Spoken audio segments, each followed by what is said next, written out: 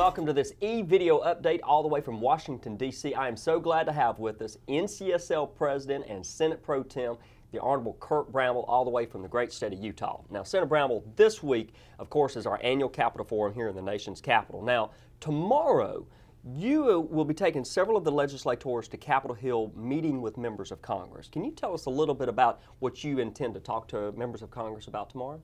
Oh, sure. You know, NCSL, our top agenda for the last couple of years here in Washington has been what we call remote transaction parity, correct, marketplace fairness, right, Main Street fairness, the idea that we can actually collect sales taxes that are already due and payable, right, but a way to administer sales tax collection on online purchases. That is NCSL's top legislative agenda, but we're also going to be talking to congressional leadership, rank and file members about transportation, about right, the issue of unfunded mandates, federal preemption, strengthening federalism, the things that NCSL stands for, our mission. We're going to remind members of Congress that NCSL represents the collective voice of the 50 states. And from my understanding, I know last year there were close to over 150 separate meetings set up. I think this year is going to be a little bit larger, around 175. So amazing what we're able to accomplish for tomorrow. Now, moving on to Thursday and Friday. Well, before we leave that, it really makes a difference when elected officials, state legislators, come to Washington to talk to their members of Congress. We're not here lobbying.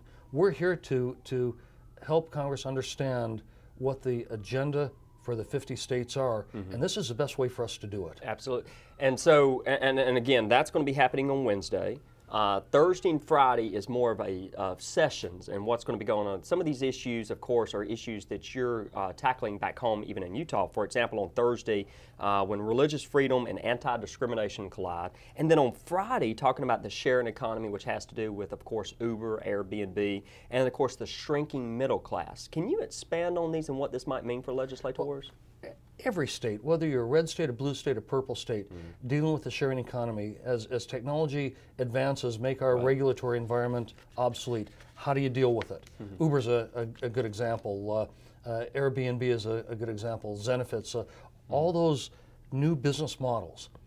Anti-discrimination and religious liberty has been a hot issue across the nation. We in Utah passed a bill that strengthened religious liberty.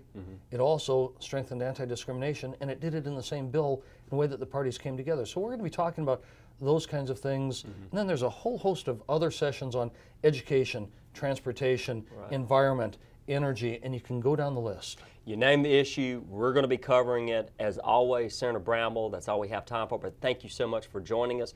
More information about the agenda that's going on this week at the Capitol Forum is available on our website, ncsl.org. Thank you so much for joining us. Until next time, thank you. Thanks, Mick.